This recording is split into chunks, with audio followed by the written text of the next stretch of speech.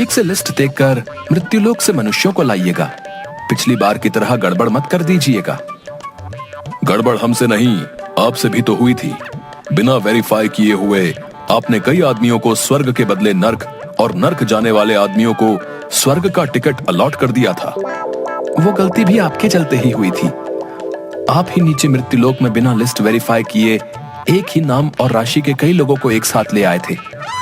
जानते भी हैं आप कितना कंफ्यूजन हो गया था। कंफ्यूजन? और आपने जो वकील को स्वर्ग भेज दिया था, उसके बाद उसे नर्क शिफ्ट कराने में दांतों तले चने चबाने पड़ गए थे। वो तो भला हो एक नर्क वाले मोटे क्लाइंट का, जिसके कारण वकील नर्क में ट्रांसफर हुआ। वो वकील बोल रहा था कि धंधे के लिए तो वो नर्क में भी चला जाएगा। ठीक है बाबा, मेरी ही गलती थी। अब जल्दी से पृथ्वी पर जाइए आप। एक पल भी देरी हुई तो अनर्थ हो जाएगा।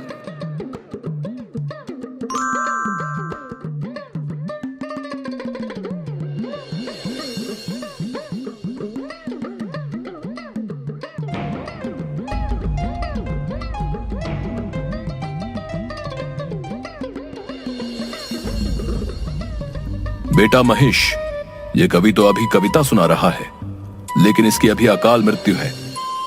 आओ इसे हार्ट अटैक देकर ले चलते हैं यहाँ से। मंच पर विराजमान अतिथिगण एवं श्रोतागण, वीर रस की एक पंक्ति आप लोगों को समर्पित कर रहा हूँ। अबे तिनके, एक हवा का झोंका आएगा तो न जाने किधर गिरेगा, लेकिन कविता पढ़ेंगे तो वीर रस की ही। वाह रे प्रभु, तेरी लीला तू ही जाने। चल भाई, तेरे पास 3 मिनट है, निकाल ले अपनी वीर रस की भड़ास। सुन ले ओ यमराज, चैलेंज करता है तुझे कविराज। आया है तू मुझे लेने आज, मुझे अपने श्रोताओं पर है नाज। बेटा महेश, ये इसे कैसे पता चला कि हम इसे लेने आए हैं? हमारे डिपार्टमेंट का कॉन्फिडेंशियल वर्क कोई लीक कर रहा है क्या? हमें तो लगता है कि पृथ्वीवासी हमसे ज्यादा मॉडर्न टेक्नोलॉजी का विकास कर लिया है। तुझे हो ना हो अपने भैंसे पर, लेकिन मुझे अपने कलम पर है नाज। अरे तू क्या आएगा बनकर मेरा काल, मैं खुद आ रहा हूं तुमसे मिलने। अब तू अपने आप को संभाल। मालिक, ये कवि तो आपको ही टारगेट कर रहा है। अच्छा तो ऐसी बात है, ये ले हार्ट अटैक और चल मेरे साथ। कवि मंच पर ही हार्ट अटैक के कारण लुढ़क जाता है। यमराज जी उसे लेकर बोरे में डालकर महेश पर लाद देते हैं और दूसरा टारगेट पूरा करने चल देते हैं। दूसरा टारगेट की ओर चलो बेटा महेश। मालिक, अभी तो कवि का जीवन 1.5 मिनट बाकी था। देखा नहीं, तिनके सा कवि मुझे ही चैलेंज कर रहा था। अब पड़ा है बोरे में। चित्रगुप्त जी से बोलकर इसे नर्क में भिजवाऊंगा, देखना तुम। जी मालिक, अगला टारगेट लाइफ इंश्योरेंस एजेंट का है। अच्छा, मेरा नाम ले लेकर लोगों को डरा धमका कर इसने बहुत संपत्ति बनाया है, लेकिन खुद कभी भी मेरी पूजा नहीं किया। ये तो बड़ा नमक हराम निकला मालिक। सेठ जी, आप निश्चिंत होकर रहिए। ये प्लान ऐसा है कि आपको यमराज भी नहीं कुछ कर पाएगा। हाँ बेटा महेश, ये मुझे समझ में नहीं आता कि ये लोग अपना उल्लू सीधा करने के लिए मेरा ही नाम क्यों लेते हैं। मालिक, इन्हीं लोगों ने आपको बदनाम कर रखा है। शायद इसी कारण आपकी पूजा मृत्युलोक पर नहीं होती। अच्छा, अभी इसे मजा चखाता हूँ। जीवन बीमा का प्लान बेचने वाले अपना बीमा तो करवा लेता। यमराज बीमा एजेंट को भी ब्रेन हैमरेज करवाकर अपने साथ ले लेते हैं। अगला नंबर एक डॉक्टर का रहता है। चलो अब कुछ पढ़े लिखे लोगों से मिला जाए। जी मालिक, चलिए इन्हें भी ले लेते हैं। देखो भाई, तुम्हारे पेशेंट की हालत बहुत ही क्रिटिकल है। अगर 24 घंटे के अंदर ऑपरेशन नहीं हुआ तो यमराज ही इसका मालिक है। लेकिन इसको तो मामूली खांसी हो रहा है बस। डॉक्टर तुम हो या मैं? ये खांसी मामूली नहीं है। गले में फंगस, बैक्टीरिया दोनों ने एक साथ अटैक कर दिया है। लेकिन इसके लिए आपने culture test, HIV test, x ray, CT scan, इतने सारे टेस्ट क्यों लिखवा दिए हैं? इसलिए आप लोगों को कहता हूं, अपने से डॉक्टर बनने की कोशिश नहीं करें। मैं कोई रिस्क नहीं लेना चाहता। क्रिटिकल केस है पेशेंट का। चलिए अब काउंटर पर जाकर 2 लाख रुपया जमा करवाइए और 6-7 लाख रुपए का इंतजाम कर लीजिएगा। अब लेकिन इतना पैसा कहां से लाऊंगा? आप एक बार ठीक से चेकअप कर लीजिए प्लीज। मुझे नहीं लगता कि ऑपरेशन की जरूरत होगी। मैंने अच्छे से चेकअप कर लिया है। जाइए पैसे जमा कर और पैसे का इंतजाम कीजिए। अपने पेशेंट का यमराज नहीं बनिए। देख रहा है ना बेटा महेश, किस तरह इन लोगों ने मेरा नाम बदनाम कर रखा है।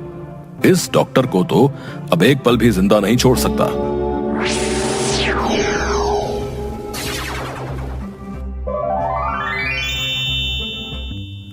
अब थक गया हूं मालिक। लास्ट शमशान से तांत्रिक को लेकर हम यमलोक चल देंगे। इस मुर्दे को मैं आज यमराज से छीन कर लाऊंगा। बक्कड़ चक्कड़ चामुंडा, ये लाश अभी तू खड़ा हो जा।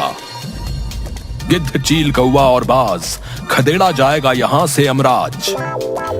अच्छा बेटा, मुझसे तो अच्छे अच्छे तांत्रिक भागते हैं और तुम हम ही को खदेड़ रहे हो। चल बेटा महेश, तेरा आज का कोटा पूरा हुआ।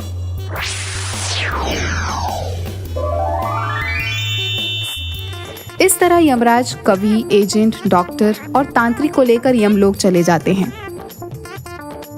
लेकिन सब उल्टा पुल्टा हो जाता है। वहां पहुंचते पहुंचते उनका लिस्ट बदल जाता है। पता चलता है कि इन लोगों की जिंदगी अभी बाकी है।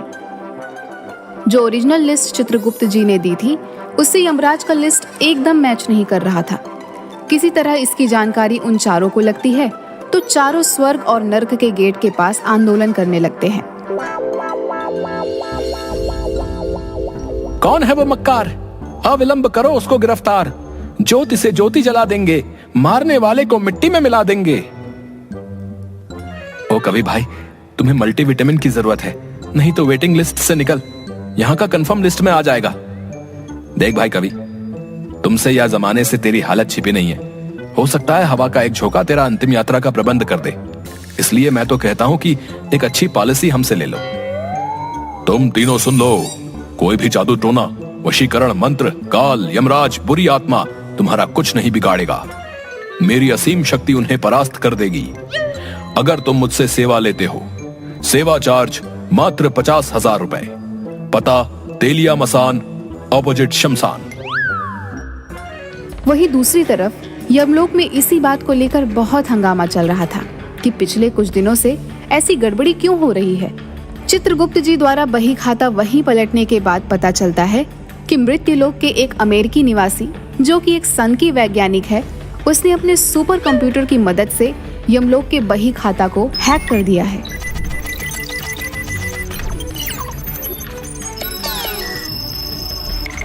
ओह, अब क्या होगा? देखता हूं क्या हो सकता है। इन चारों को यमलोक लाए कितनी देर हुई है? 3 मिनट। पहले बिना समय गवाए इन चारों को मृत्युलोक छोड़कर आइए। अगर किसी ने अंतिम संस्कार कर दिया तो अनर्थ हो जाएगा। यमराज तुरंत उन चारों को लेकर महिष पर लाद कर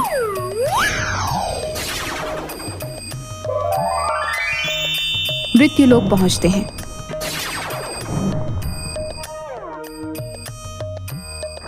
और उन सभी को उनके उनके शरीर में वापस भेज देते हैं।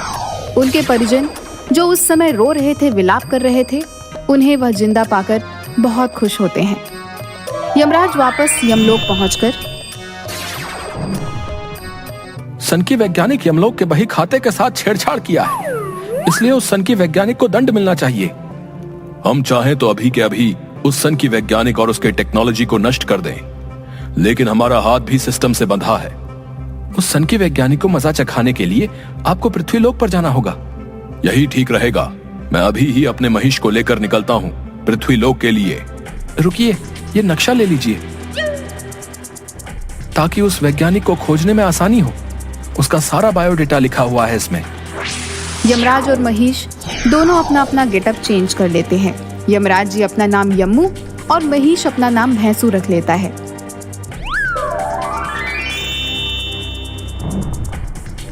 दोनों अमेरिका के हवाई द्वीप के एक निर्जन टापू पर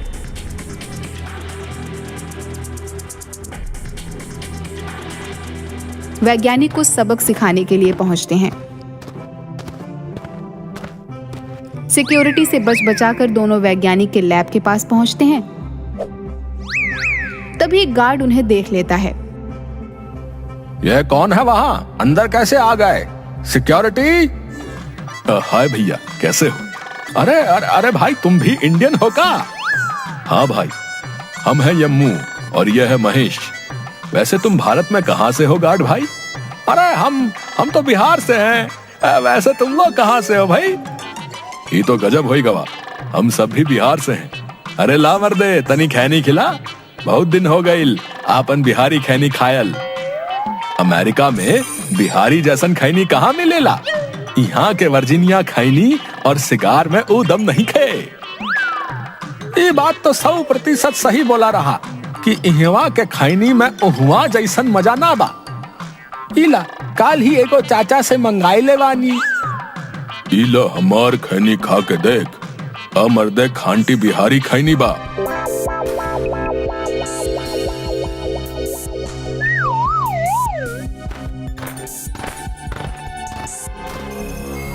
आओ आओ, वेलकम।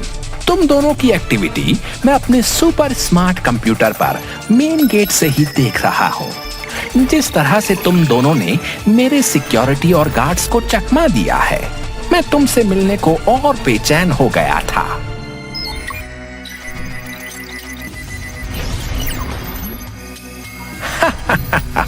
कैसा लगा मेरा स्वागत? अबे डागरा, हम आए हैं तुझे भेजने पागल खाना। ये ले तेरा पिंजरा। ओहो, इंटरेस्टिंग। ये ले, अब बच के दिखा। डागरा के हाथों में से एक रे निकलकर उन दोनों की ओर बढ़ती है, लेकिन पहले से तैयार यम्मू और भैंसू दोनों उस रे को अपने सुरक्षा कवच से बेकार कर देते हैं। कैसा रहा यमलोक का अंदाज? इसके बाद यम्मू बढ़कर सन की वैज्ञानिक डागरा को पकड़ लेता है और उसके दिमाग में पीछे से 2 नस को दबा देता है। ये ले भटके हुए मनुष्य, तू अब अपने बचपन के मजे ले। अब वह वैज्ञानिक अपना सारा मेमोरी भूलकर बच्चों की तरह ट्रीट करने लगता है। अल्ले अंकल, आपकी मूत के साथ मुझे खेलना है। अल्ले बाबा, मैं तो बफेलो की सवारी करूंगा। उसके बाद यम्मू और भैंसू पूरे लैब को जला देते हैं। अब हमें जल्दी से यमलोक की तरफ निकलना चाहिए। ये नादान मनुष्य कहीं हमारे पल्ले ना पड़ जाए। हाँ प्रभु, जल्दी विराजिए, हम लोग निकलते हैं। और वहां से यमलोक वापस आ जाते हैं। अब यमलोक का सारा सिस्टम पहले की तरह काम करने लगता है।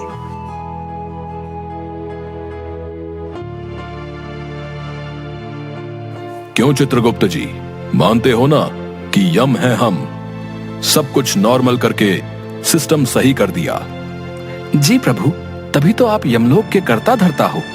आपकी जय हो।